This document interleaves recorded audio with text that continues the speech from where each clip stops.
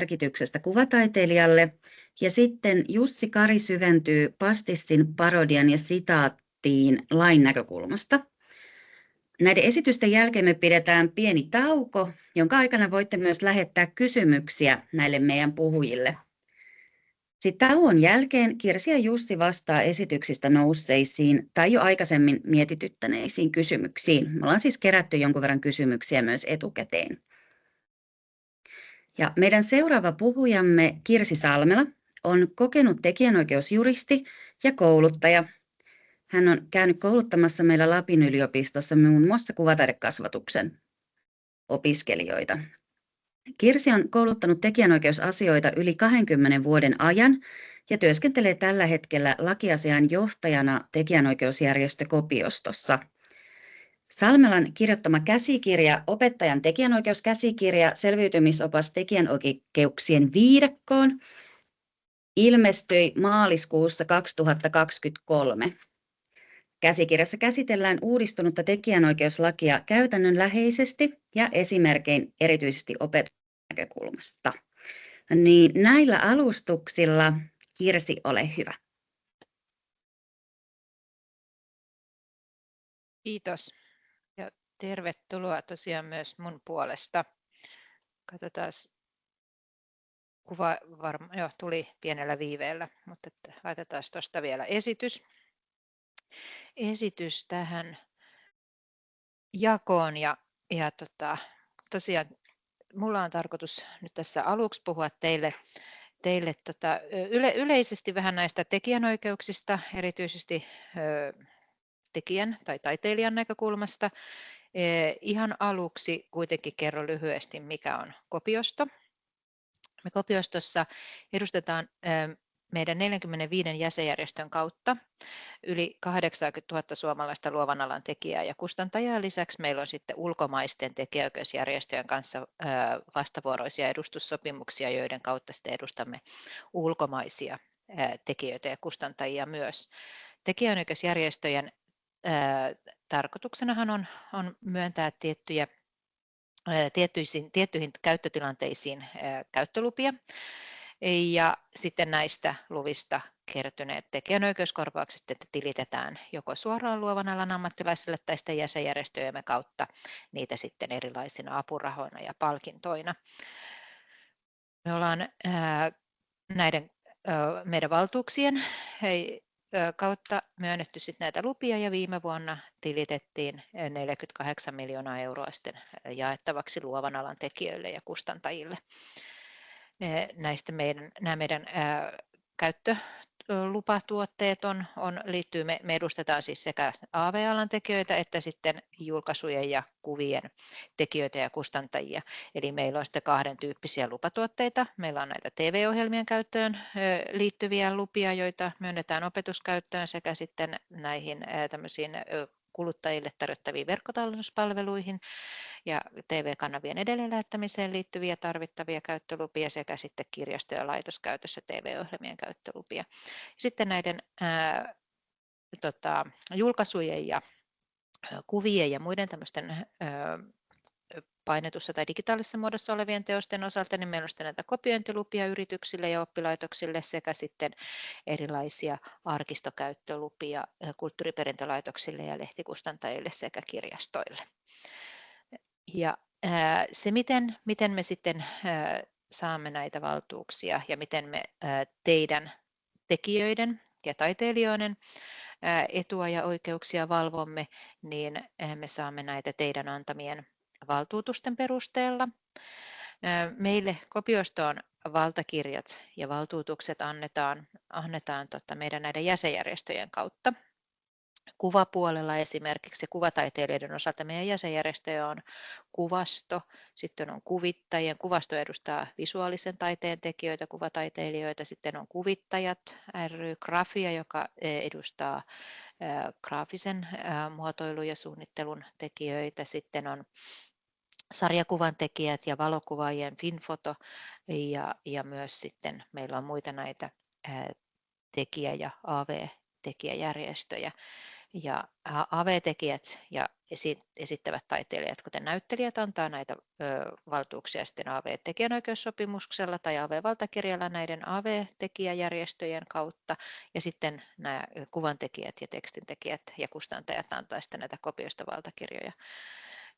Ja näiden valtuutusten nojalla me sitten voimme myöntää sitten näitä käyttölupia teidän puolesta, valvoa niitä teidän teosten käyttöä, sekä sitten teillä on mahdollisuus saada korvauksia niistä käyttötilanteista, joissa kopioista myöntää lupia.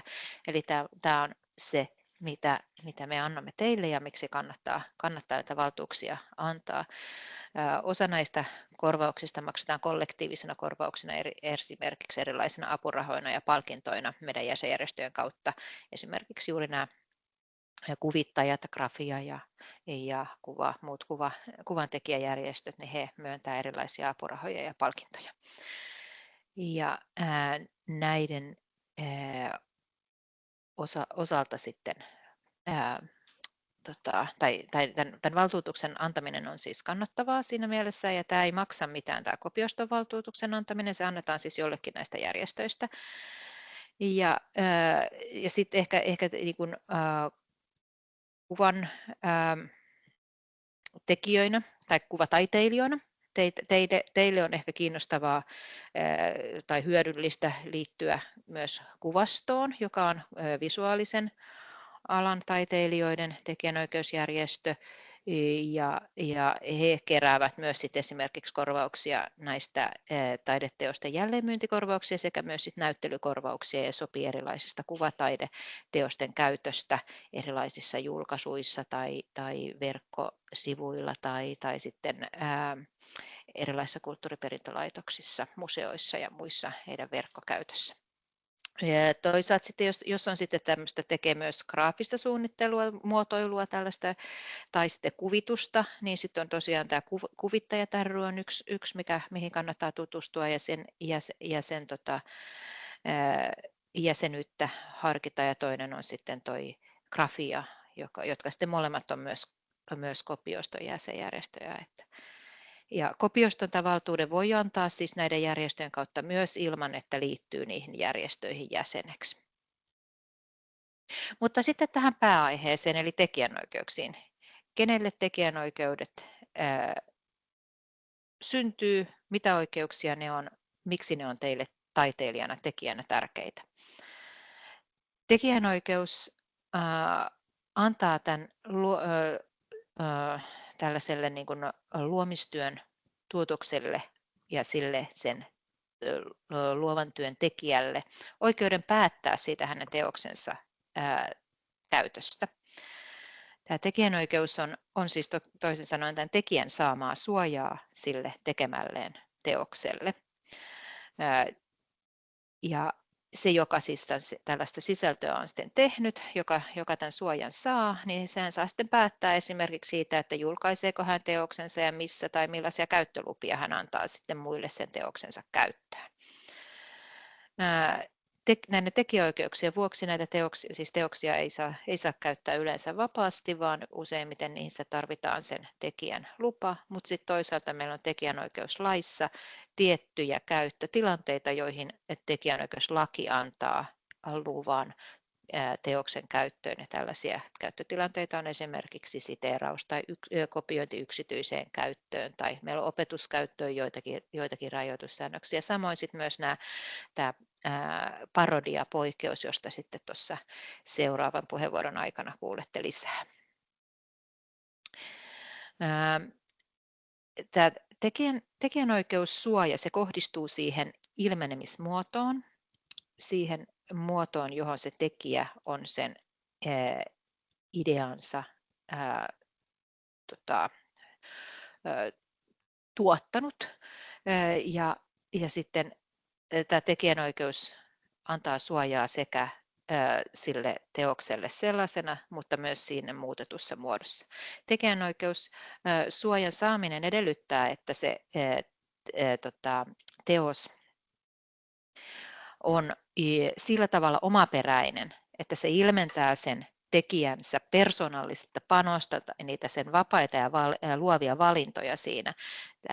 Tällä teoskynnyksen ylittymisellä ei kuitenkaan ole mitään tällaisia taiteellisia laatuun tai tasoon tai työmäärään tai tekotapaan tai johonkin muuhun liittyviä edellytyksiä. Lähtökohtaisesti tämä arviointikriteeri, omaperäisyys, on kaikille teostyypeille sama. Se edellytys on, että sen suojan kohteena on tekijän omaperäinen henkisen luomistyön tulos. Toisaalta sitten kuitenkin tätä teoskynnyksen ylittymistä aina arvioidaan teoskohtaisesti, mutta kuitenkin ehkä tällainen yleisellä tasolla sanottuna niin kuvataiteellisten teosten osalta teoskynnys on perinteisesti ollut matala. Se tekijänoikeus suojaa siis sitä konkreettista muotoa, johon se tekijä on sen oman ideansa, jonka se on antanut se tekijä sille idealle. Se ei suojaa siis sitä teoksen sisältöä, esimerkiksi sitä ideaa tai aihetta tai tietoa, mitä se sisältää. Eli toisin sanoen kuka tahansa voi vaikka tehdä taideteoksen samasta aiheesta tai hyödyntää jotain ideoita, mitä jonkun toisen työssä on ollut. Kuitenkaan se ei tarkoita sitä, että me voidaan vapaasti kopioida toisen teoksia. Mitä se tekijänoikeus sitä antaa? Mitä oikeuksia? Se tekijänoikeus, puhutaan, että se on se yksinoikeus. Se kattaa kahden tyyppisiä oikeuksia. Se kattaa taloudellisia oikeuksia ja se kattaa moraalisia oikeuksia. Nämä taloudelliset oikeudet on ne,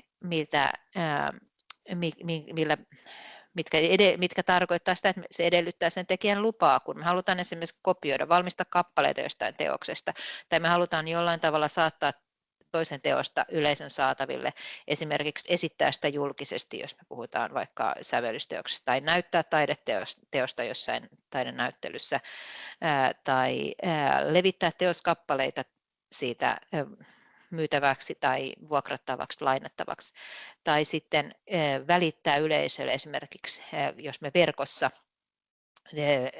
nettiin halutaan jakaa netissä jonkun toisen, oli sitten taideteosta tai jotain muun tyyppistä teosta, niin me tarvitaan siihen sen tekijän tai tekijäoikeudenhaltijan lupa. Nämä taloudelliset oikeudet on myös niitä oikeuksia, jotka mahdollistaa sen, että taiteella voi elää. Eli nämä on ne, mitä tekijänä, taiteilijana kun te luovutatte käyttöoikeuksia, siirrätte, myytte, luovutatte näitä tekijänoikeuksia jollekin toiselle taholle, niin niiden tekijänoikeuksien ja käyttöoikeuksien luovuttamisesta myynnistä tulee sitä ansiota, tekijänoikeuskorvauksia, jotka on sitten taiteilijoiden ja luovan alan tekijöiden ansiota. Moraaliset oikeudet on sellaisia oikeuksia, jotka sitten suojaa sen tekijän kunniaa. Se edellyttää sitä, että kun me käytetään toisen teosta, niin sen tekijän nimi tulee ilmoittaa hyvän tavan mukaisesti sen teoksen yhteydessä. Tai sitten myös se, että tämä respektioikeus, että me ei voida muuttaa tekijän kirjallista tai taiteellista arvoa tai käyttää sitä loukkaavassa yhteydessä tai muodossa. Silloin, jos tällaista tapahtuu, niin silloin loukataan tekijän tätä respektioikeutta, moraalisia oikeuksia. Se on hyvä huomata, kun me luovutetaan ja siirretään tekijänoikeuksia, niin nämä moraaliset oikeudet säilyy aina siellä alkuperäisellä tekijällä, vaikka kaikki muut, vaikka nämä kaikki taloudelliset oikeudet olisikin siirretty jollekin toiselle taholle. Tekijänoikeussuojan saaminen ei edellytä mitään rekisteröintiä tai hakemista, ei edellytä edes tätä kansainvälisesti tunnettua copyright-symbolin käyttöä siinä vaikka esimerkiksi valokuvan tai kuvan yhteydessä. Toisaalta tämä copyright-merkki on kansainvälisesti tunnettu ja se ilmaisee tekijänoikeuden haltijan, eli sinänsä sen käyttö voi olla ihan hyödyllistä omien tuotosten yhteydessä. Tekijänoikeus on voimassa 70 vuotta tekijän kuolinvuoden päättymisen jälkeen vielä, eli tekijän elinikä plus 70 vuotta. Poikkeuksena on lähioikeussuoja, joka on lyhyempi. Ehkä kuvataiteilijoina se saattaisi koskea sellaisia valokuvia, jotka ei ylitä teoskynnystä, mutta teoskynnyksen ylittävät valokuvat taas puolestaan saa tätä tekijänoikeussuojaa, eli usein tämmöiset taidevalokuvat ja muut kyllä ylittää teoskynnyksen, ja ne on tämän tekijänoikeussuojan piirissä. Mutta sinänsä kaikki valokuvat saavat sitten tätä lähioikeussuojaa. Niin kuin sanoin, niin tämä tekijänoikeus antaa tekijälle oikeuden määrätä teoksesta muuttamattomana, mutta myös muutettuna, muunnelmana, muutetussa muodossa, toisessa kirjallisuus- tai taiteen lajissa tai toista tekotapaa käyttäen. Ja tätä kautta siis, jos joku haluaa tehdä muunnelman, muokata toisen teosta, vaikka sitä taideteosta tai valokuvaa tai kääntää tekstin toiselle kielelle tai muuta, niin se tarvitsee sen alkuperäisen tekijän luvan.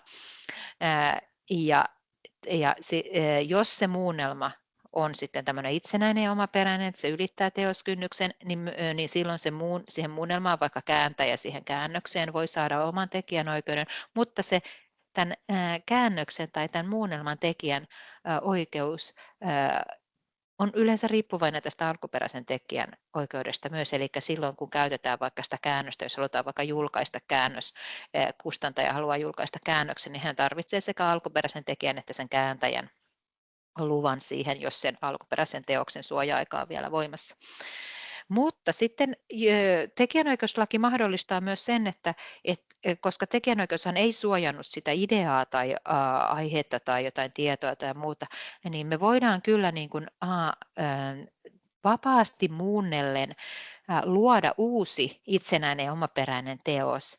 Ja jos ei se ole edellyttäen, että se ei ole samaistettavissa alkuperäiseen teokseen, niin tällöin tämmöiseen vapaaseen muunteluun ei tarvita alkuperäisen teoksen tekijän lupaa, eikä silloin se myöskään se vapaasti muunneltun lopputuloksena syntyneen työn osalta, niin se tekijänoikeus ei ole riippuvainen siitä alkuperäisen teoksen tekijäoikeudesta. Tähän liittyen meillä on aikaisemminkin ennen tätä lainmuutosta, ennen kuin meillä tämä parodiapoikkeus tuli lakiin, niin oli mahdollista vapaan muuntelun kautta tehdä parodiaa, mutta tästä parodiasta ja vapaan muuntelun ja milloin on kyse lain sallimasta parodiasta ja milloin lupaa edellyttävästä muuntelusta, niin varmaan kuulette enemmän tuossa sitten seuraavassa puheenvuorossa. Mutta tämä ero, että milloin sitten on kyse vapaasta muuntelusta ja lupaa edellyttävästä muuntelusta, niin sekin on tietysti tapauskohtaista arviointia ja siihen on vaikea antaa mitään semmoista yleispätevää ohjetta. No kuka tämä tekijänoikeuden haltija sitten on? Kuka tämän tekijäoikeuden saa? Alkuperäisesti sen aina saa se luonnollinen henkilö, joka sen teoksen on tehnyt. Joskus voidaan tehdä teoksia yhdessä useamman henkilön kanssa. Ja tällöin puhutaan yhteisteoksesta, jos on sellainen tilanne, että kenenkään yksittäisen tekijän osuutta ne ei muodosta itsenäistä kokonaisuutta, vaan se on niin kuin, silloin se tekijänoikeus, puhutaan yhteisteoksesta ja silloin se tekijänoikeus syntyy kaikille yhdessä. Sitten voi olla tämmöisiä yhteenliitettyjä teoksia ja näistä on niin kuin, erotettavissa silloin eri tekijöiden osuudet. Esimerkiksi vaikka kuvakirja, jossa on kuvitus ja teksti ja näiden tekijät on eri henkilöt, niin silloin kuvittaja saa kuvituksellensa tekijäoikeuden ja tekstintekijä saa kirjoittaja sille tekstille sen tekijänoikeuden, kun halutaan, toki jos halutaan julkaista se kuvakirja, niin molempien luvat tarvitaan, mutta jos joku haluaisi hyödyntää pelkästään vaikka kuvitusta, esimerkiksi tehdä niistä jotain uusia tuotteita tai muuta, niin silloin riittää, että sovitaan siitä sen kuvittajan kanssa tai sen kuvituksen tekijäoikeudenhaltijan kanssa. Kuvataiteessakin usein saatetaan ehkä tehdä tällaisia niin kuin yhteisteoksia. Nykypäivänä voi olla erilaisia yhteisötaidetta, tehdään niin kuin, sitä luodaan, siitä syntyy jotain esimerkiksi kollektiivina tai jonain yhteisönä tai siihen luomiseen osallistuu useita eri henkilöitä. Tekijänoikeuslaissa tämä yhteisteos, se lähtee siitä, että jos kaksi tai useammat ovat yhdessä luoneet teoksen, eli puhutaan yhdessä luomisesta, ja heidän osuukset ei muodosta itsenäisiä teoksia, niin tällöin se syntyy heille yhdessä. Tällöin tulee arvioida sitten näiden tekijöiden panosten ja valintojen niitä tuloksia, ja näitä panoksia edellytetään tietysti, että niitä panoksia ei voida erottaa toisistaan, ja kysytään sitten, niin kuin, että minkälaisia erilaisia niin kuin, miten niin kuin tiivistä yhteistyötä se on ollut ja muuta, mutta tekijänoikeus ei tällöinkään synny sille yhteisölle, vaan se syntyy niille luonnollisille henkilöille, ja se syntyy sitten heille kaikille yhdessä, ja jos halutaan sitä yhteisteosta käyttää, niin tarvitaan niiden kaikkien tekijöiden lupa.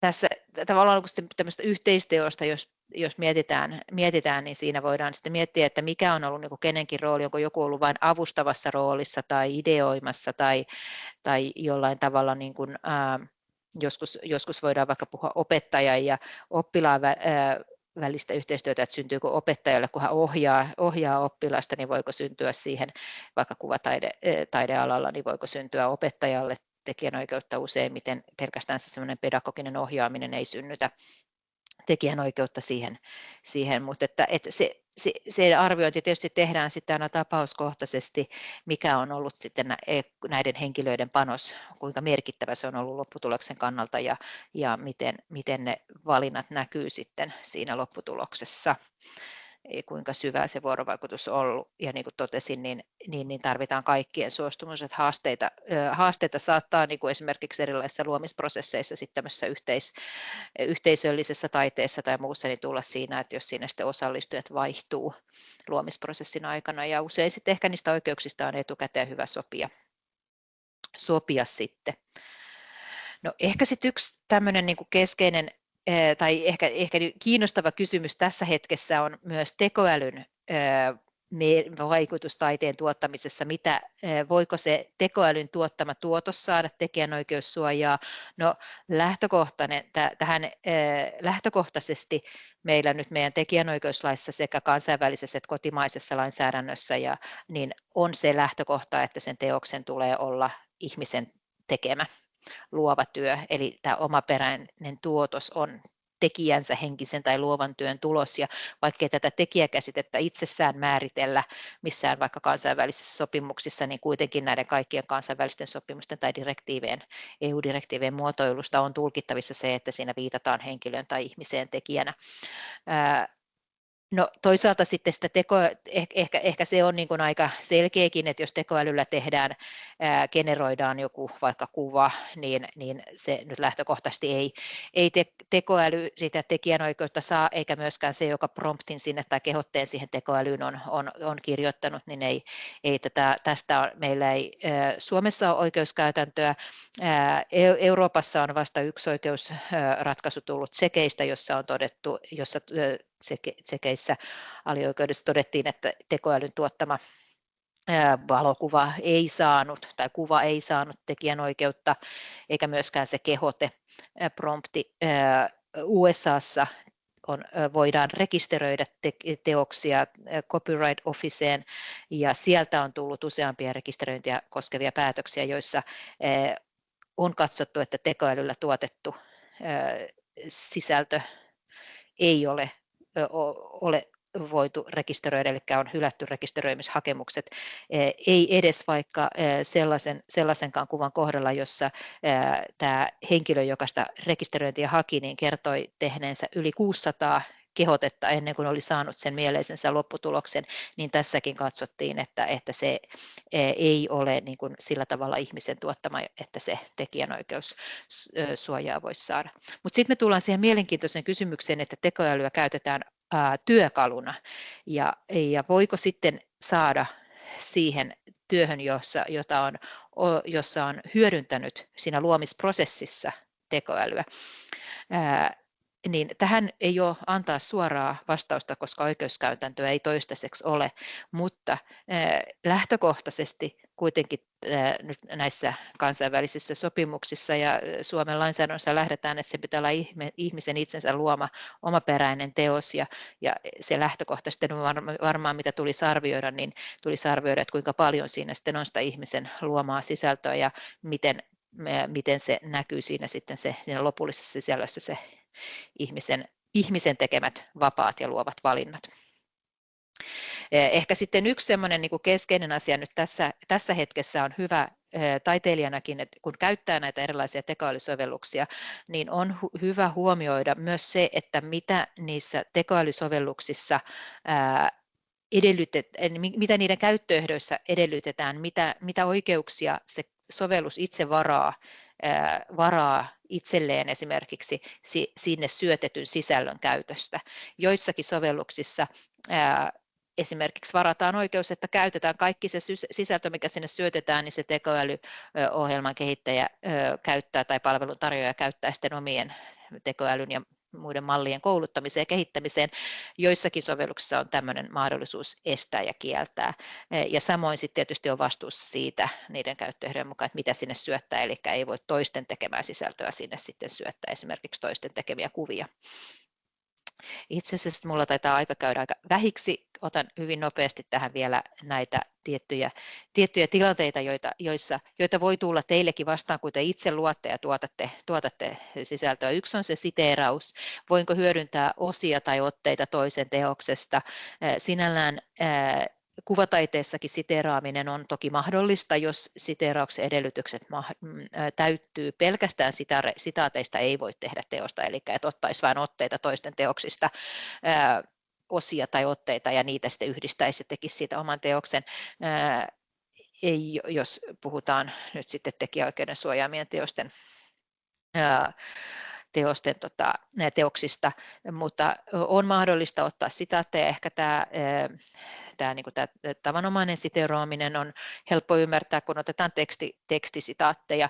Niitä voidaan oman teoksen ottaa havainnollistamiseksi, kunhan ne liittyy siihen ne on apuna sen oman henkisen luomistyössä, ne ei ole keino toisen teoksen hyödyntämiseen, ne liittyy siihen niillä on niin kuin tämmöinen yhteys siihen, asiallinen yhteys siihen omaan teokseen, omaan tekstiin, ja niitä jollain tavalla käsitellään siinä omassa teoksessa, jolloin se tulee se hyväksyttävä peruste ja asiallinen yhteys. Ja aina silloin on myös mainittava lainatun teoksen ja tekijän nimi.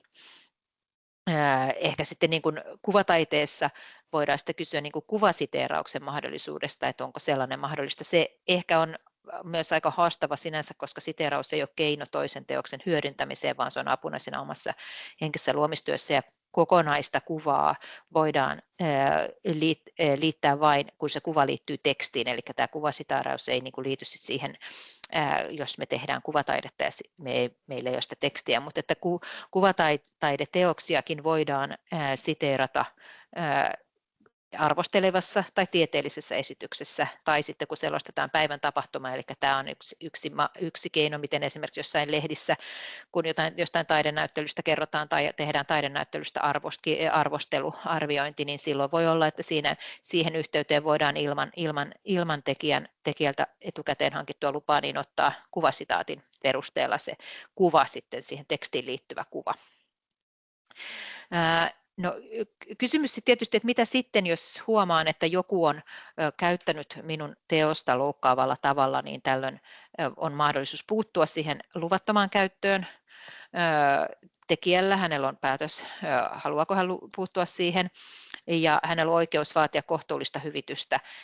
Tämän hyvityksen osalta ei ole edellytystä edes, että se toinen käyttäjä olisi tietoinen luvattomuudesta, eli tässä ei ole tämmöistä vilpittömän mielensuojaa, mutta sitten jos sitten se teosta on käytetty tahallisesti tai tuottamuksellisesti, niin voi sitten tämä luvaton käyttäjä joutua myös vahingonkorvausta ja rikosoikeudelliseen vastuuseen. Hyppään tästä suoraan tuohon sopimiseen vielä lyhyesti ennen kuin lopetan tämän esityksen, niin tässä sopimisesta se, että on tärkeää, siis totta kai tekijä voi näitä taloudellisia oikeuksia voi luovuttaa kokonaan tai osittain. On hyvä huomioida ero, että luovutetaanko tekijänoikeuksia tai osa tekijänoikeuksista vai annetaanko vain käyttöoikeus. Kun annetaan vain käyttöoikeus, niin silloin kaikki tekijänoikeudet säilyy tekijällä ja sillä luvan saajalla on vain sen sisältöinen käyttöoikeus kun annettu. Jos luovutetaan vain osa oikeuksista, niin silloin ne muut oikeudet säilyy tekijällä, moraaliset oikeudet säilyy aina, ja muunteluoikeudesta ja edelleen luovutusoikeudesta, eli siitä, että se toinen taho saa luovuttaa niitä tekijäoikeuksia vielä kolmannelle, niin niistä tulee aina erikseen nimenomaisesti sopia. Ja pääsääntönä on sopimusvapaus ja muotovapaus, eli niistä voidaan sopia myös suullisesti. Kirjallisesti on toki tietysti suositeltavaa sopia, jolloin jää joku muistijälki siitä, että mistä oikeuksista on sovittu ja mitkä oikeudet on jäänyt ja minkälaisia minkälaisia ehtoja on ehkä sitten sovittu siinä. Ja on hyvä myös muistaa se, että tekijällä on oikeus oikeasuhtaisia asianmukaiseen korvaukseen näiden tekijäoikeuksien luovuttamisesta. Eli kyllä sitten siinä, kun joku pyytää lupaa teoksen käyttöön, niin on myös sitten oikeus pyytää sitä lupaa. Saatte nämä tämän esitykseni sitten myöhemmin, niin voitte täältä löytää lisätietoa sitten, ja meiltä kopiostosta voi kysyä neuvoa yleisesti tekijänoikeusasioista, ja kannattaa tilata tuo meidän uutiskirja, niin pysyy ajan tasalla sitten näistä ajantasaisista asioista. Ja copyrighttila.fi on tämmöinen opetukseen suunnattu tekijäoikeussivusto, mutta siellä voi kyllä ihan kuka tahansa käydä tekemässä vaikka täällä korkeakouluosiossa niin tämän tekijänoikeusekspertti osaamismerkki.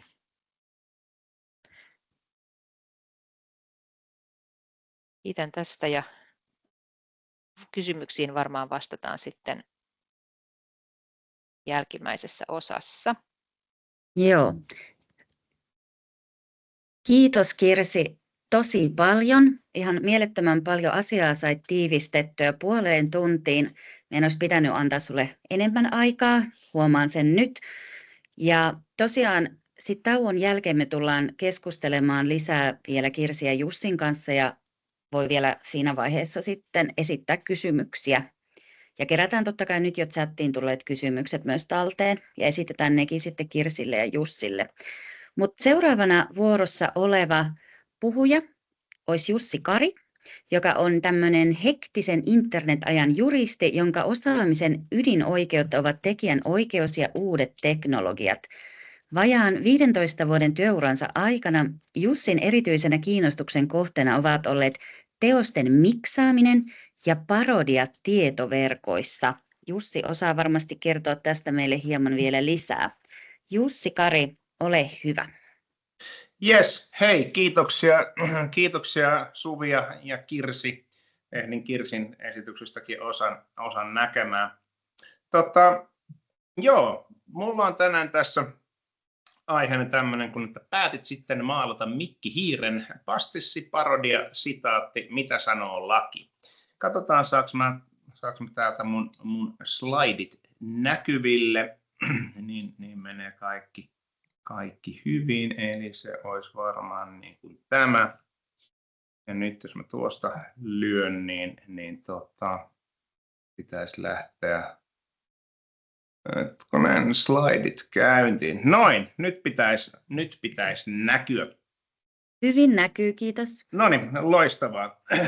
Joo, mä oon tosiaan semmoista 15 vuotta juridiikkaa tehnyt, niistä 10 vuotta. Nimenomaan tämmöistä niin kuin IPR eli tekijänoikeuksia ja varsinkin mitä internettiin tulee. Pidän blogi osoitteessa jussikari.fi, kirjoittelen sinne aina silloin tällöin aiheisiin liittyvistä aiheista. Käykää katselemassa. Mulla on tulossa sinne parodiasta ja meemeistä uusi kirjoitus tässä ihan lähiaikoina. Ei ole vielä julki, mutta kohta on. Mutta mennään asiaan, koska asiaa on paljon ja aikaa on vähän. Eli tämä esitys koostuu 4 osasta. Tässä on lyhyt johdanto. Sitten mä puhun pikkusen sitaatista, vähän eri asioita kuin mitä Kirsi tuossa sanoi. Sitten mä puhun pastissista ja parodiasta. Ja sitten lopussa vielä vähän siitä, että no mitä tästä nyt oikeastaan pitäisi ajatella. Eli johdanto. Jos te menette etsimään tämmöisenä niin kuin yleisvaroituksena, jos te menette nettiin ja alatte etsiä sieltä tietoa tekijänoikeuksista, varsinkin jostain parodiasta, te hyvin usein törmätte tämmöiseen kuin fair use. Ja fair useen kannattaa niin kuin suhtautua aika varauksella. Se johtuu ihan siitä, että fair use on tämmöinen angloamerikkalainen konsepti. Se on nimenomaan Jenkeissä käytetty tekijänoikeuskäsite, mutta täällä Suomessa ja oikeastaan melkein missä tahansa muualla maailmassa, jos vähän yleistän, niin tekijänoikeus ei perustu tämmöiseen fair use ajatukseen, vaan sulla on ne tekijänoikeudet ja sitten sulla on niistä tietyt poikkeukset. Ja siinä, missä fair use soveltuu vähän niin kuin kaikkeen, että no onko tässä nyt fair usein edellytykset, niin täällä Euroopassa pitää olla se, ja varsinkin Suomessa pitää olla se poikkeus. Yksi niin kuin tärkeimmistä näistä oikeuksista, mitä tekijällä on, tekijänoikeudet jaetaan taloudellisiin oikeuksiin ja moraalisiin oikeuksiin, Kirsi taisi niitä vähän ainakin tuossa käydä. Ja taloudelliset oikeudet, niin niistä ehkä tärkeimpänä on oikeus tehdä tai valmistaa teoksesta kappaleita, eli siis kopioita. Kukaan muu kuin se teoksen luoja ei saa niitä tehdä. No, kun tullaan sitaattiin ja parodiaan ja pastissiin, niin käytännössä tehdään jonkinlaista kopiota siitä teoksesta. Ja silloin on tärkeää, että se teidän käyttö on lain mukaista, koska jos se ei ole, niin silloin kyseessä on tekijäoikeusloukkaus. Mutta nämä on tosiaan niin kuin nämä sitaatti, parodia, pastissi, ne on poikkeuksia näistä tekijäoikeuksista. No, ehdin just kuulemaan sen osan tuosta Kirsin esityksestä, missä hän puhui sitaatista, niin mä käyn tämän aika niin kuin nopeasti, tuon tässä joitain lisäjuttuja, mutta en mene tähän niin syvällisemmin. Eli julkistettu teos lupauttaa hyvän tavan mukaisesti lainauksia tarkoituksen edellyttämässä laajuudessa. Eli pitää olla julkistettu. Tekijänoikeudellisestihan julkistaminen ja julkaiseminen on eri asioita. Eli julkistaminen on sitä, kun teillä on joku taideteos vaikka galleriassa, teillä on siellä yleisöitä, vedätte siitä sen kankaan sen maalauksen edestä pois. Silloin se on julkistettu, eli se on tavallaan niin kuin näytetty tai välitetty yleisölle. Se on niin kuin yleisö pääsee katsomaan sitä teosta. Julkaiseminen taas on sitä, että niitä teoskappaleita on levitetty myyntiin tekijän suostumuksella. Eli totta kai, jos joku teos on julkaisu, niin kyllä se on myös julkistettu, mutta ei tarvitse olla kuin vaan julkistettu, että tulee tämä siteerausoikeus. No, pitää olla hyvän tavan mukaisesti. Mitä tarkoittaa hyvä tapa? No, se voi olla hyvin monia asioita. Tyypillisesti se tarkoittaa sitä, että pitää mainita nimi siltä tekijältä ja ehkä se niin kuin teoksen nimi. Mutta tämä riippuu siitä, että millä tavalla te tätä sitaattia käytätte. Eri niin kuin taidetyypeissä on eri tapoja ilmoittaa, tai mikä on hyvän tavan mukaista. Et jos kyse on tieteellisestä tekstistä, niin silloin aina pitää olla sille, että tämä kyseinen tieto on peräisin tältä henkilöltä tästä julkaisusta. Mutta sitten jos te teette vaikka, jos joku teistä alkaakin kirjoittaa kirjaa, niin niissä ei välttämättä ole laitettu niin kuin lähteitä sille, että jos teillä on vaikka kappaleiden välissä tai sitaatteja muista teoksista, niin ei välttämättä lue, että mistä se on. Mutta jos teitä epäilyttää tämä, niin yleensä kannattaa se nimi laittaa, että mistä tämä sitaatti on. Sillä on aika varma siitä, että se on hyvän tavan mukaista. Tarkoituksen edellyttämässä laajuudessa. Välillä kuulee näitä harhakäsityksiä, että olisi joku, että joo, musiikista saa lainata 7 tahtia, mutta ei enempää, tai että lainaus saa olla 50 sanaa, mutta ei enempää. Mitään tämmöisiä ei ole, tämmöisiä rajoja Suomessa. Eli se lainaus olla juuri niin pitkä kuin tarvitsee, mutta toisaalta sen pitää olla myös, se ei saa olla ylipitkä.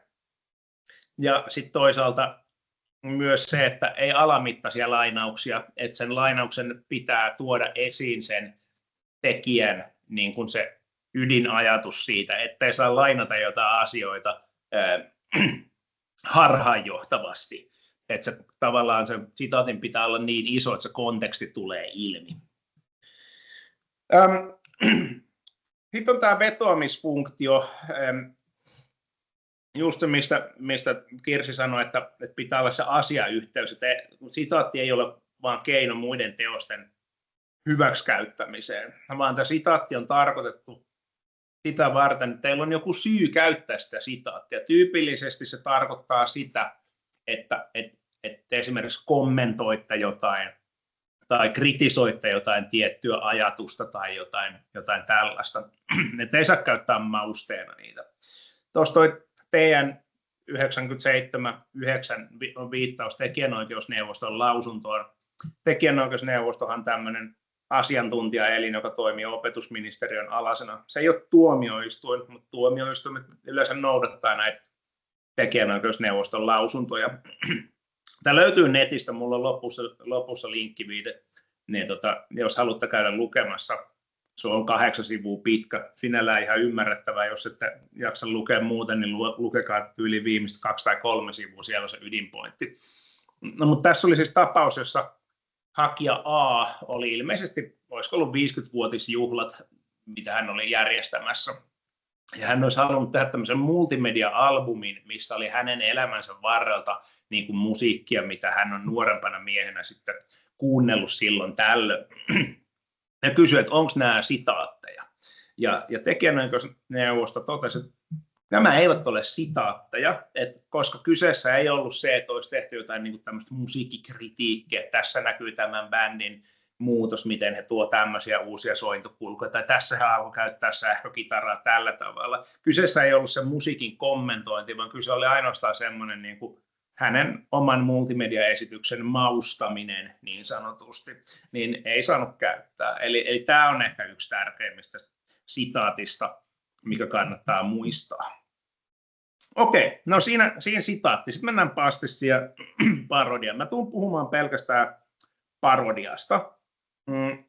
Ihan sen takia, että juristille pastissi ja parodia on sama asia. Ne menee saman pykälän alle. Mä tiedän, yksi kaveri sattuu olemaan kuvataidealalla, ja kun mä tästä hänen kanssa puhuin, että pastissi ja parodiahan on juristille samoja asioita, niin hän meni ihan sekaisin.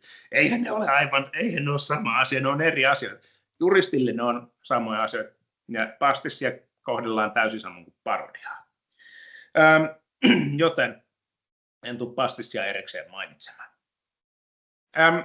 Tekijänoikeuslaki muuttui tässä vastikään.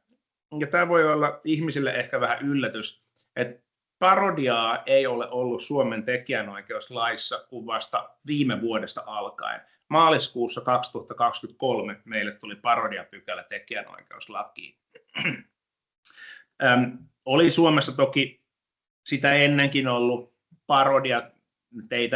Ei kyse ole siitä, että Suomessa olisi parodiaa sallittu, mutta se vaan perustui tämmöiseen vapaan muuntamisen oppiin.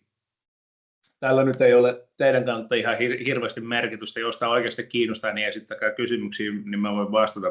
Mutta totean vaan, että meillä on uusi parodiapykälä, ja ennen asiat tehtiin eri tavalla, mutta nyt mä puhun nimenomaan tästä nykytilasta, se on teille se tärkein. Että parodiapykälä sanoo näin: julkistettua teosta saa käyttää parodiassa, karikatyyrissä ja pastississa. Eli itse asiassa ei ainoastaan, että parodia ja pastissi on samoja asioita, mutta myös karikatyyri on sama asia juristille. No jälleen kerran pitää olla julkistettu teos, jos se on jossain salassa, niin ette saa käyttää sitä parodiassa. Mutta aika vaikeaa olisi ehkä parodioida sellaista teosta, mitä kukaan ei tunne.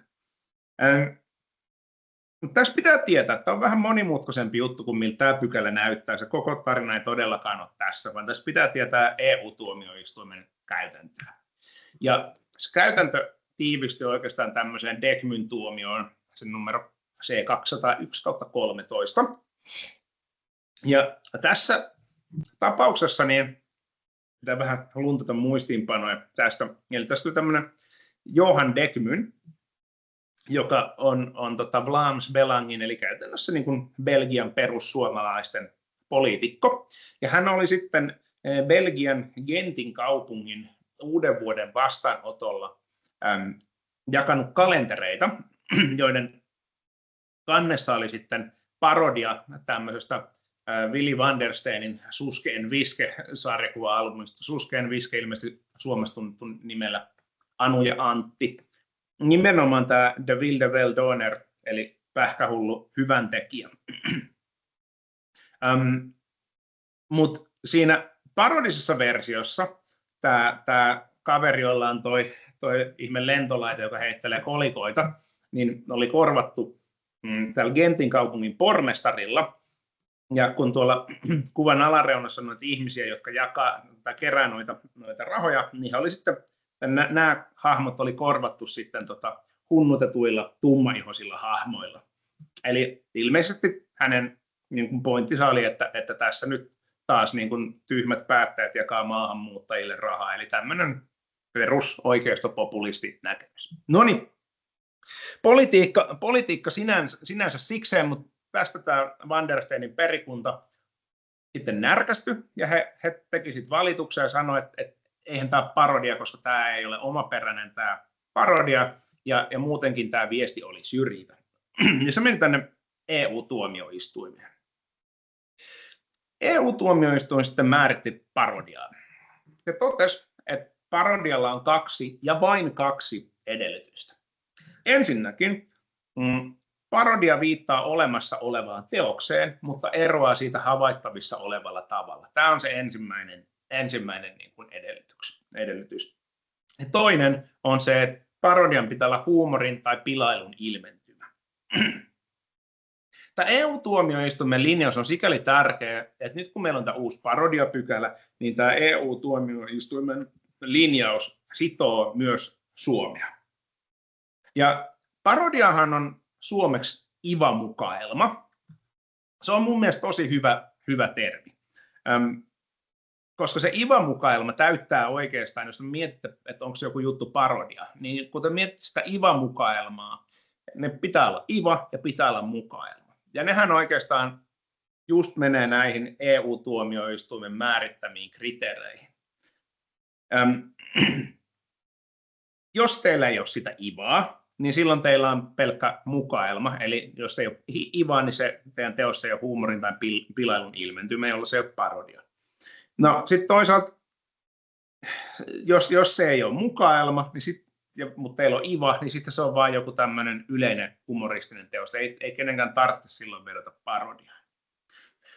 Muita edellytyksiä ei saa olla. Erityisesti EU-tuomioistuin kielsi, että ei saa edellyttää, että pitäisi mainita sen parodian kohteena olevan teoksen lähde. Eli teidän ei tarvitse sanoa, että tämä minun parodinen teokseni parodioi tätä tiettyä toista teosta. Eli tämä on niin kuin, jos vertaatte siihen sitaattiin, niin sitaatissa tyypillisesti, kun pitää ilmoittaa se lähde, niin tässä taas nimenomaan on sanottu, että ei tarvitse ilmoittaa. Toki voi, mutta ei ole pakko, eikä sitä saa pitää parodian edellytyksenä.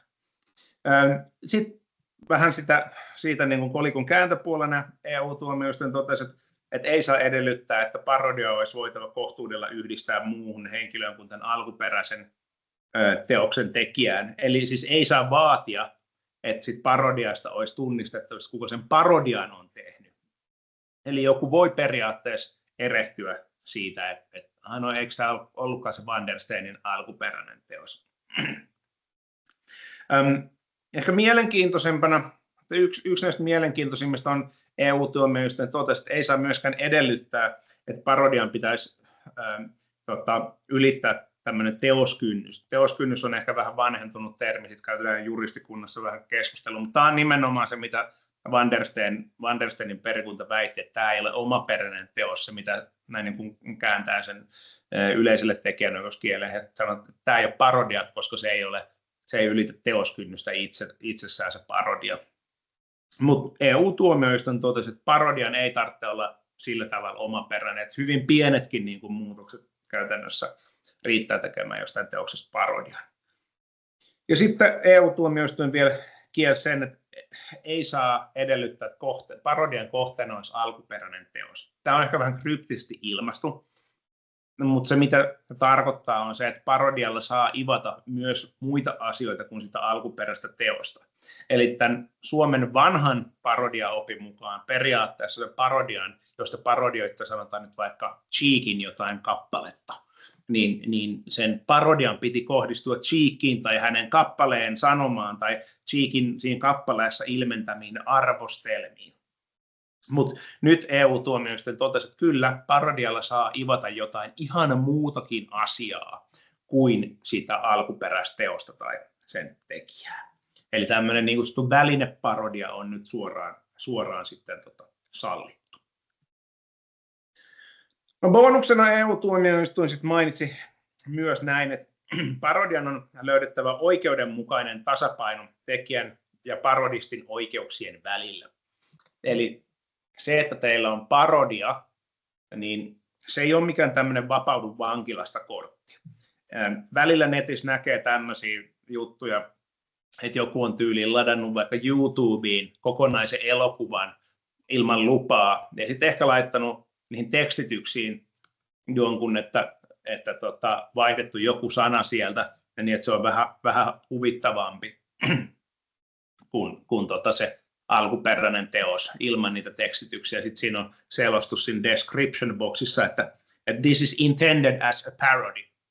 No, mitäpä lottootte, että meneekö tämmöinen niin kuin läpi, että jaatte tuolla internetissä elokuvia täysin vapaasti ja vaan perustuen siihen, että no, tässä on tämmöinen hauska läppä yhdessä kohtaa, minkä mä oon laittanut tekstityksiin. Tämä on parodia, tämä ei ole mikään tekijänoikeuden loukkaus. No eihän se mene läpi. Eli siinä pitää olla jonkinlainen tasapaino. Tämä on kieltämättä, että mikä se oikeudenmukainen tasapaino on, niin se on tällä hetkellä hyvinkin epäselvää, tai ei ole mitään suoria linjauksia siitä, että missä se niin kuin raja menee, että se tulee kehittymään oikeuskäytännössä. Mutta kyllä tätä nyt pystyy itsekin vähän silleen miettimään, että jos te teette jonkun parodisen teoksen, niin periaatteessa saatte myydä sitä, koska alkuperäisen teoksen tekijäoikeudet ei rajoita parodian käyttöä, se on parodian se oikea ideakin.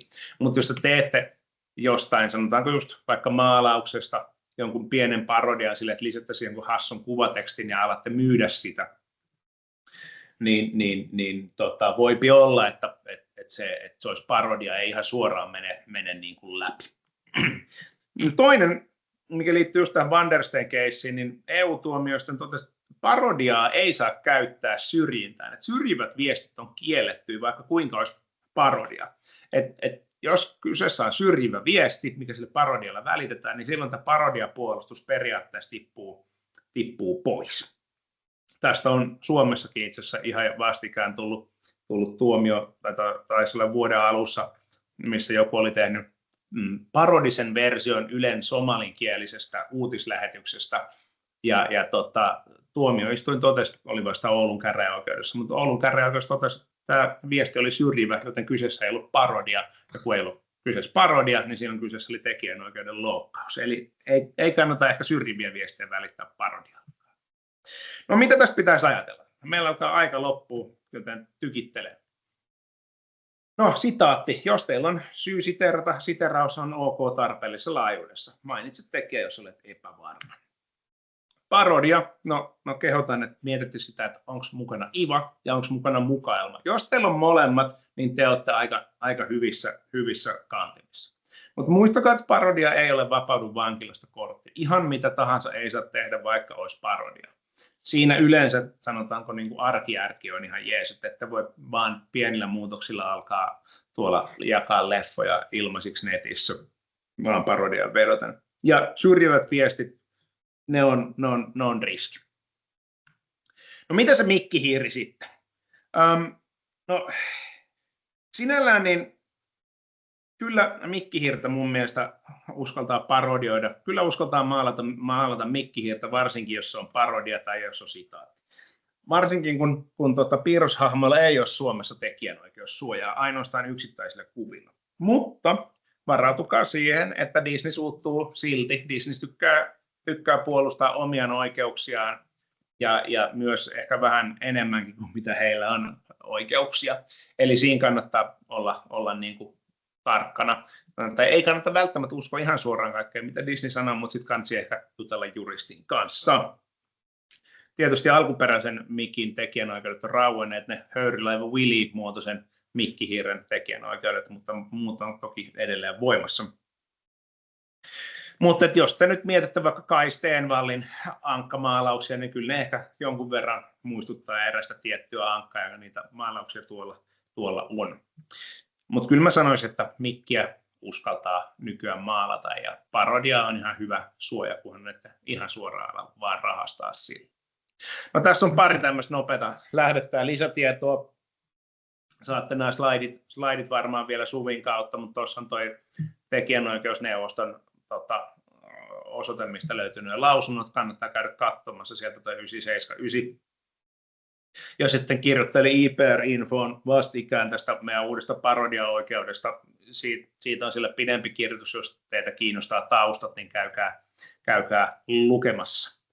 Mutta näillä sanoilla mun aika alkaa olla lopussa, niin minä kiitän teitä tästä ja sitten se on varmaan Kirsi ja minä aletaan kohta vastaa kysymyksiin, mutta annetaan Suville toki tässä vaiheessa puheenvuoro, joten minä kiitän. Kiitos Jussi, mahtavaa tykitystä sultakin. Ja pidettäisiin seuraavana pieni tauko, jonka jälkeen sitten Kirsi ja Jussi vastailee kysymyksiin. Mulla ainakin on heti muutama kysymys valmiina takataskussa. Katsotaan, kävisikö, että palataan tuossa noin 5 yli linjoille, että semmoinen ehtii käydä vähän hengittämässä tai bioilemassa, jos sellaisen on tarvetta, ja jatketaan sitten linjoille. Jes, aletaanpa palailemaan sieltä tauoilta ja kiitos vielä Kirsille ja Jussille, että jatkatte tässä meidän kanssa kysymyksienkin parissa. Mä haluaisin heti ensimmäisenä palata vielä hetkeksi tähän sitaattioikeuteen. Kun puhuttiin nyt tästä, että pastissi ja parodia on niin sama asia, niin mitenkäs jos haluaa kommentoida yhteiskuntakriittisesti jonkin olemassa olevan taiteilijan teosta, vaikka esimerkiksi kopioimalla oman teokseensa jonkin osan teoksesta ilman, että siinä on huumoria, niin miten sitten tavallaan, että siinä niin luotaisiin uusi merkitys, mutta siinä ei välttämättä ole sitä ivaa tai huumoria mukana, niin onko se mahdollista? No mä voin tähän sanoa. Ensinnäkin toi kuulostaisi mun mielestä siltä, että tämä voisi hyvin mennä jo ihan sitaatin alaan, että ei tarvitse edes mainita, ei tarvitse edes mennä siihen parodiaan. Toinen juttu on se, että niin kuin tämä pilailun tai huumorin ilmentymä, mikä on tuossa EU-tuomioistuimen niin kuin suomenkielisessä käännöksessä, niin se on englanniksi humor or mockery. Ja tämä mockery, sehän on oikeastaan niin kuin pilkkaa. Ja tästä on jonkun verran oikeustieteessä kirjoitettu, että itse asiassa myös tämmöinen niin kuin kritiikkikin pitäisi lukea siihen alaan. Ja että se mockery nimenomaan, niin se vähän riippuu, että kuka kirjoittaa. Että jotkut sanoo, että pitävät selvänä, että se kuuluu siihen, ja jotkut taas sanoo, että mockery tavallaan niin kuin pitää sisällään sen niin kuin tämmöisen kritiikin, ja jotkut vaan sanoo, että kyllä kritisoida pitää saada. Eli voisi se mennä myös parodiana, että siinä on mun mielestä semmoinen niin kuin aika hyvä tuplatilanne, että kyllä mun mielestä kuulostaisi aika niin kuin turvalliselta. Mitä sanoo Kirsi? No joo, se sillä yleisesti on tietysti vaikea sanoa, että on tietysti hyvä niin kuin, tietysti huomioida se, mitä tekijäoikeusneuvostonkin lausunnoissa on todettu, että se siteeraus ei ole keino niin kuin toisen teoksen hyödyntämiseen, vaan sillä pitää olla se hyväksyttävä peruste, eli se jollain tavalla taustoittaa tai selkeyttää tai havainnollistaa sitä omaa asiaa, eli se on nyt sitten se kritiikki, että sillä pitää olla se liityntä, että se ei ole vaan, että mä haluan ottaa osan jonkun toisen teoksesta osaksi omaa teostani, vaan niin kuin, sit tietysti usein varmasti, niin kuin, jos haluaa kritisoida jotain asiaa, niin silloin sulla on se liityntä, mutta se on se asiallinen yhteys, mikä on sen sitaatin edellytys. Että sillä vähän niin kuin sama, että ei voi aina sanoa, että kaikki olisi ok parodiankaan niin kuin piirissä, vaan se täytyy aina niin kuin siinä nimenomaisessa tapauksessa toteutua ne parodian edellytykset, samoin niin kuin siinä nimenomaisessa tapauksessa sitten ne siteerauksen edellytykset, mutta että varmasti niin kuin tämmöisessä, niin kuin Jussikin just totesi, että tämmöisessä niin kuin, kun niin kuin jollain tavalla yhteiskuntakritiikkiä halutaan toteuttaa, niin kyllä niissä usein voi olla tarpeenkin siteerata jotain toista. Oli se sitten, ja sitten tämä yleinen siteeraus oikeus, niin sehän kattaa kaiken tyyppiset teokset, että se ei ole että se helposti mielletään niin kuin me kaikki niin kuin kirjallisissa teoksissa tekstimuotoinen siteeraus on hirveän helppo ymmärtää, mutta että kyllä voi olla tilanteita, joissa siteerataan elokuvateosta tai kuvataideteosta tai sävellysteosta tai muuta, mutta että kaikissa tilanteissa täytyy sitten ne siteerauksen edellytykset täyttyä. Joo, kiitos tästä. No sitten toinen tämmöinen kysymys Harry von Tvettas. Tämä on siis tämmöinen, no tämä itse asiassa niin kuin real life keissi, tosielämän keissi.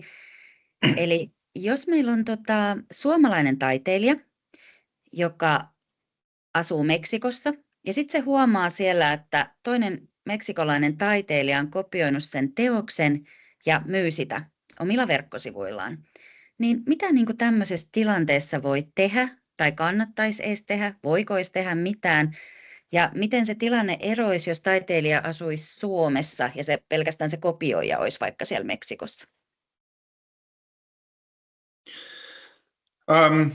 No, nämä kansainväliset jutut on aina vähän haastavia. Lähdetään siitä, tuo aina niin kuin, vähän lisähaastetta. Sinällään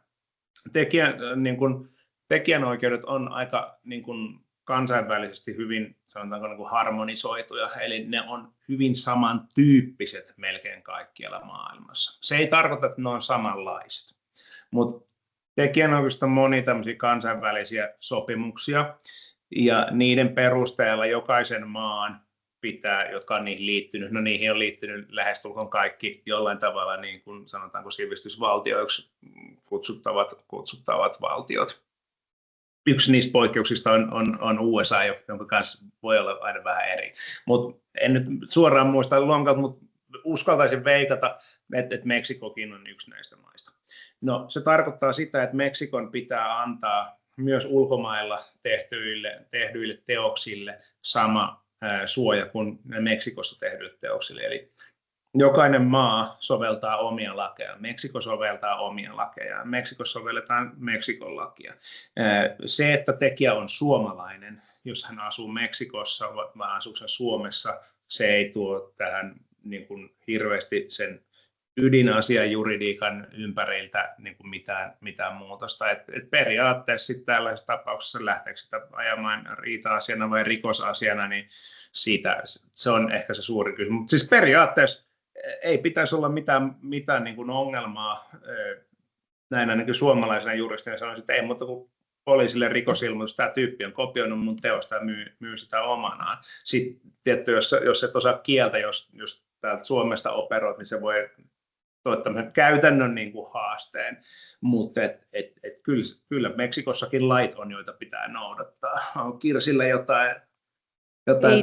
Ei tuohon muuta, mutta siis ehkä selvennykseksi siis, että aina noudatetaan sen maan lakia, missä se loukkaus tapahtuu, eli tässä ollaan siellä Meksikossa ja kaikki ne toimenpiteet pitää toteuttaa siellä Meksikossa. Ja tietysti ensimmäinen tapahan on, jos se on verkossa tapahtuva, niin sähän voit aina kontaktoida sitä henkilöä, kenen verkkosivu se on tai kuka on siellä jakanut sitä sun taideteosta tai kuvaa luvatta. Ja jos hän niin kuin, jos on jotain verkkopalveluita, niin jotka niin kuin voi ehkä, jossa voi olla jotain niin kuin sellaisia alasajo niin kuin, lomakkeita, minkä kautta, mutta että jos se on joku henkilön verkkosivuilla, niin jotkuthan voi olla ihan niin kuin noudattaa lakeja ja poistaa ne sitten sillä lailla, mutta jos niin kuin lähtökohta on se, että näin ei tapahdu, että sitä saa tämmöisellä niin kuin yhteydenotolla pois, niin silloin pitää mennä tosiaan sitten niille paikallisiin oikeuskeinoihin ja tietysti näin Suomesta käsin se voi olla hankalampaa, jos asuu itse Meksikossa, niin silloin voi tietysti olla helpompaakin, mutta että se, näin niin kuin Jussi sanoi, että meillä on näitä kansainvälisessä tekijäoikeudessa, se on tämmöinen Bernin konventio, johon on useimmat maailman maat liittyneet, että sinällään niin kuin tämä tekijänoikeuden niin kuin tämmöinen niin kuin perustaso ja että on olemassa tekijänoikeus ja muut, niin ne on niin kuin näillä kansainvälisillä sopimuksilla semmoinen minimitaso harmonisoitu tai turvattu. Joo, Mutta kiitos. noin kansainväliset tapaukset on aina aika haastavia. Et sit jos me ollaan Suomessa ja on Suomessa tapahtunut loukkaus, niin sitten meillä on helpompaa, kun voidaan toimia meidän omien lakejen perusteella. Aivan, joo. Eli aina mennään, eli kohdemaan ehdoilla mennään. Hei, nyt olisi tullut tänne meidän chattiinkin kysymyksiä. Otapa, Rosa, elä scrollaa, kun minä koitan lukea. Niin miten kollaasien kohdalla, joissa käytetään osia muista teoksista, uskon, että nyt puhutaan niin kuin digitaalisesta kollaasista, tai vaikka lehtikollaasista, niin miten ne tekijänoikeudet menee? Tuleeko kaikkeen materiaaliin olla aina lupa kautta tekijänoikeus? Entä kun on kyse vain pienestä esim. Yksittäisestä kuvasta leikatusta yksityiskohdasta?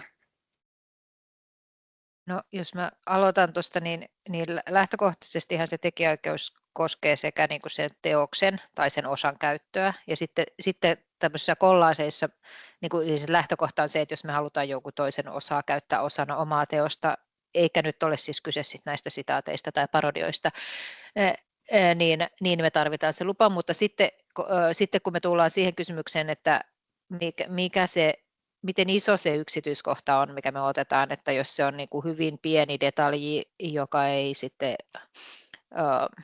ehkä ole edes niin kuin yhdistettävissä siihen teokseen tai muuta, että niin silloin siitä ei välttämättä tarvitse, mutta vaikea tähän on niin kuin antaa mitään sellaista nyrkkisääntöä, että näin pienen osan voi ottaa ilman lupaa ja tämmöiseen tarvii, kun se vähän riippuu varmaan siitä, mistä sitä otetaan, mutta on siis kollaasiakin on niin monenlaisia, mutta että voi olla jostain niin pienestä yksityiskohdasta kyse, että siihen ei tarvitsisi lupaa, mutta lähtökohtaisesti kyllä, niin kuin, että se tekijänoikeus kattaa se yksinoikeus sekä niin kuin teoksen osan, koko teoksen että sen osan sekä sen teoksen muuttamattomana tai muutetussa muodossa, että se on niin kuin se, mistä lähdetään. Joo, samoilla linjoilla kuin Kirsi, että noihin se menee tekijänoikeuksissa. Ehkä yleisenä kommenttina niin voi sanoa sen, että näissä aina tavallaan on niin kuin juridiikassa muutenkin, mutta ehkä erityisesti tekijäoikeus tällaisissa kysymyksissä on se, että kysymys on periaatteessa tosi perusteltu, tosi hyvä, mutta et näissä usein on se, että mitään täsmällistä vastausta ei voi niin kuin antaa. Et just kuten Kirsi sanoi, että no kyllä se tekijänoikeus suojaa niitä teoksia ja niin kuin, että pitäisi lähtökohtaisesti olla sieltä niin kuin lupa oikeudenhaltijalta. Sitten toisaalta, jos sulla on merkityksettömän pieni osa, niin sitten se tekijänoikeus ei sovellukaan tai mennään just siihen vapaaseen muuntamiseen, jopa mitä mä sanoin. Mutta se, että missä se niin kuin raja menee, niin se on aina todella vaikea sanoa, jos sulle ei just sitä teosta. No mä haluan ottaa just tämän kokoisen osan siitä. Et näissä on aina tämä haaste.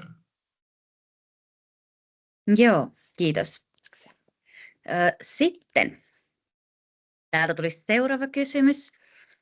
Olen käyttänyt Ylen arkistomateriaalia 60-luvulta videoteoksessani, editoinut sitä uudestaan ja muokannut jonkin verran. Olen nyt maksanut Ylelle oikeudesta esittää teosta gallerioissa. Voinko myydä teoksen? Onko se nyt minun?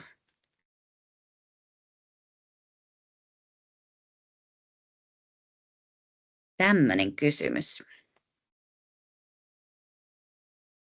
Nyt on kyllä niin kuin paha. Tuleeko Kirsiltä? No, mä sanoisin, että riippuu aika pitkälti siitä, että mitä on sovittu, kun on Yleltä ostettu jotain oikeuksia, että mihin se on täysin siitä kiinni, mitä siinä on sovittu, mitä oikeuksia on saatu. Toki tietysti, että miten sitä on käytetty siinä sitten, mutta että lähtökohtaisesti varmaan on syytä tarkistaa se, että onko siinä jotain.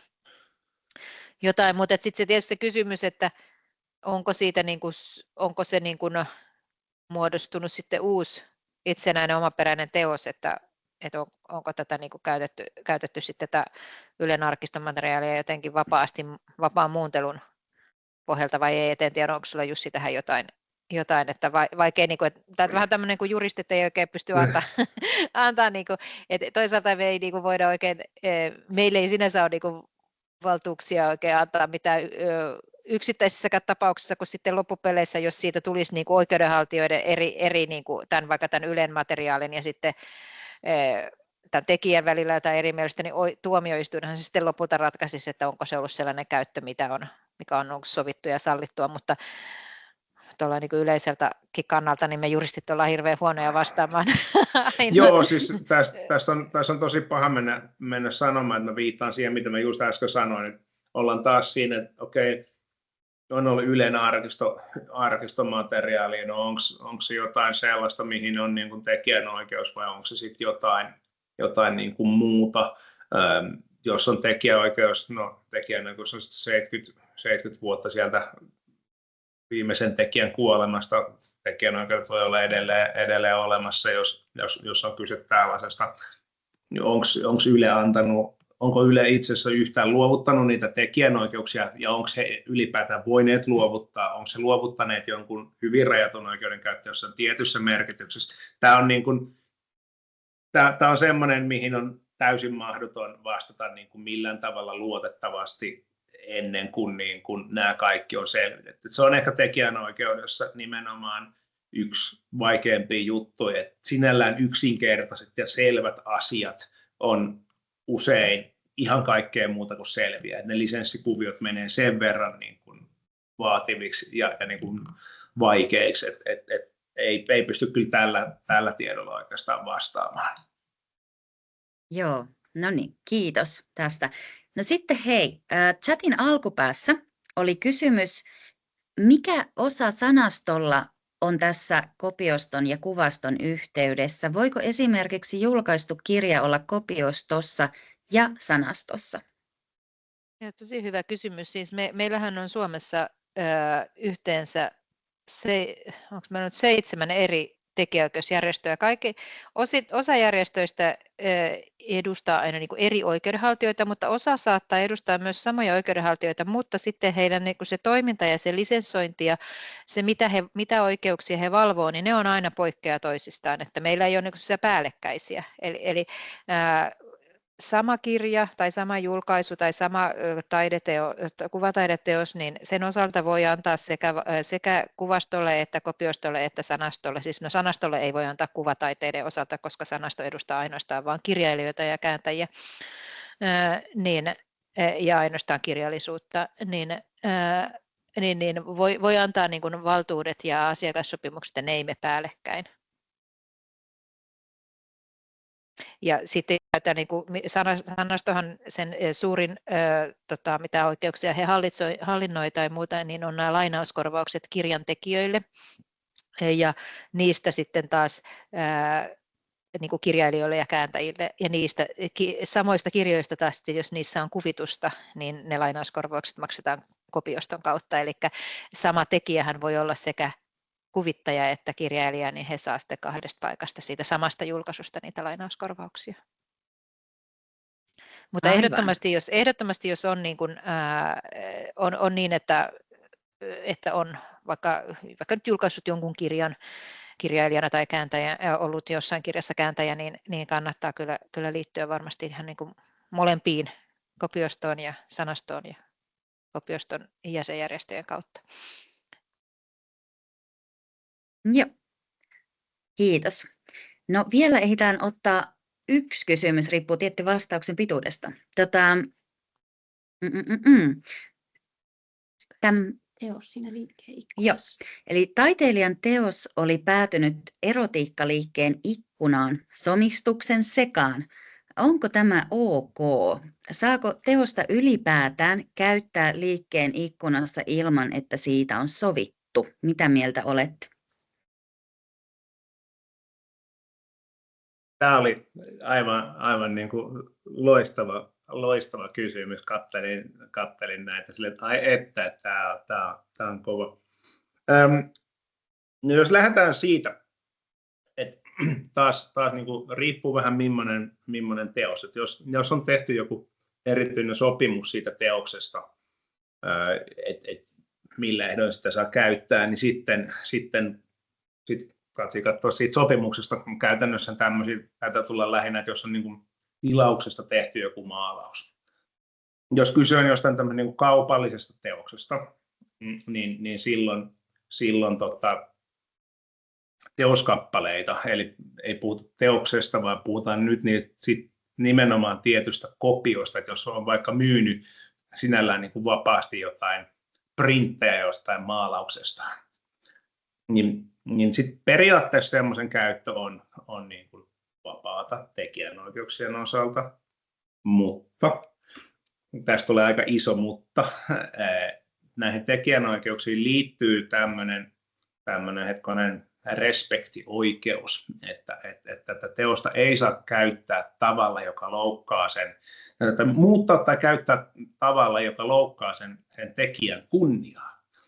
Ja nyt sitten päästään siihen, että loukkaako tämmöinen teoksen käyttö niin kuin jossain näyteikkunassa, erotiikkaliikkeessä sen tekijän kunniaan. Riippuu varmaan myös vähän siitä teoksesta, että jos se on jotain tämmöistä niin kuin erottista taidetta, mitä on tehnyt, niin sitä varmaan voidaan tulkita hyvin eri tavalla sitten, kun että jos kyseessä on joku, sanotaanko, joku intoutunut tekemään jotain kristillistä kirkkotaidetta, niin no hyvin niin kuin eri asioita.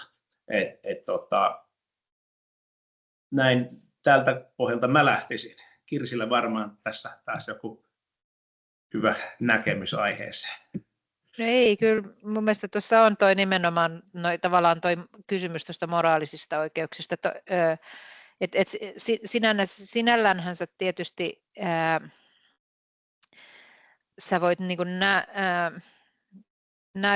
kuin kun sä oot hankkinut sen teoksen, niin kyllähän sä voit sitä teoskappaletta näyttää, paitsi sitten kun me ollaan niin kuin kuvataideteoksissa ja jos ollaan näyttelyissä ja muissa, niin niissä on sitten niitä maksuja, mutta tällä niin kuin vaikka laittaa kodin tai yrityksen tai jonkun seinälle, mutta sitten me tullaan niin kuin tähän moraalisiin oikeuksiin, että voiko tämä, koska sulla ei ole oikeutta, se respektioikeus, niin siinähän se sisältää sen, että sä et saa loukkaavassa yhteydessä sitä teosta käyttää tekijää tai teosta loukkaavassa yhteydessä, ja tässä voidaan sitten kysyä kyllä ihan asiallisesti, että onko tämä sitten, voiko tämmöinen olla sitten loukkaava yhteys, varsinkin riippuen siitä, että minkä tyyppinen teos tai minkälainen tekijä, koska se voi olla tekijää tai teosta loukkaavassa yhteydessä, minkä tyyppinen tekijä on. Että tähänhän perustuu esimerkiksi se, että vaikka niin kuin, musiikinkin tekijät ja esittäjät ja muut, niin heillä on usein, he esimerkiksi niin kuin teosto ei myönnä musiikin käyttöön mainonnassa lupia, vaan niistä pitää tekijä itse saa päättää, haluaako hän, että hänen musiikkiaan käytetään jonkun tietyn tuotteen tai jonkun palvelun tai jonkun mainonnassa tai markkinoinnissa, että tällä tavallaan niin kuin se liittyy myös näihin moraalisiin oikeuksiin sinällään. Että... Joo. Hei, kiitos. Kiitos näistä vastauksista. Kysymyksiä olisi ollut enemmänkin, mutta aika loppuu meillä nyt siltä osin kesken valitettavasti. Ja on ihan varma, että tästä on hyötyä meille kaikille. Ja tämä myös mulle ainakin henkilökohtaisesti alleviivaa sitä, että nämä on aina vähän tapauskohtaisia myös kaikki keissit. Että vaatii sitä nimenomaista lain tulkintaa. Me ruvetaan lopettelemaan nyt tätä webinaaria. Mä tähän loppuun näytän vielä ihan vain muutaman dian, joissa kerrotaan, että mitä meillä on tulossa vielä näitä webinaareja nyt keväämällä. Ja jaetaan myös sitten kaiken varalta ilmoittautumislinkki chattiin, että pystytte ilmoittautumaan tuleviinkin webinaareihin, jos ette vielä ole ilmoittautuneet. Ja näin, suuret kiitokset Kirsille ja Jussille. Eli nyt meillä on seuraavat webinaarit, on 3.12. Ja tässä nyt näkyy samalla myös, että mitä webinaareja meillä on jo ollut. Eli tämähän oli tosiaankin meidän 5. webinaari, joka keskittyi näihin kuvataiteilijalle tärkeisiin tekijänoikeuksiin. Ja tuolla on 3.12. on 2 webinaaria ja ensin silloin kello 12-13.30 puhutaan taiteen eettisyydestä Sepi de Rahaan, Hanna Kososen ja Marja Helanderin kanssa. Ja sitten 3:30 webinaarin aiheena on taiteen poliittisuus. Ja sitten nämä webinaarit tulee jatkumaan myös keväällä 2025 heti tammikuussa ja loppukevään webinaareista tiedotetaan hieman myöhemmin. Ja myöskin sinne Kuvatan sivuille, TAMKin sivuille, on lisätty kooste, josta löytyy näitä erilaisia yhteistyötahoja, jotka auttaa kuvataiteilijoita, niin kuin esimerkiksi Kuvasto löytyy sieltä. Mutta suurkiitokset kaikille osallistujille ja puhujille ja toivotan kaikille oikein hyvää marraskuun jatkoa ja toivottavasti nähdään linjoilla myös joulukuussa. Ja palaute on meille erittäin tervetullutta. Palautelinkki löytyy chatista. Lisätään se sinne ihan kohta. Jes, kiitoksia omasta puolesta. Kiitos tuhannesti. Kiitos samoin. Kiitos. Kiitos. Moi. Moi. Ja tosiaan nämä tulee sitten tallenteena myös TAMKin sivuille, että sieltä voi käydä sitten katsomassa uudestaan.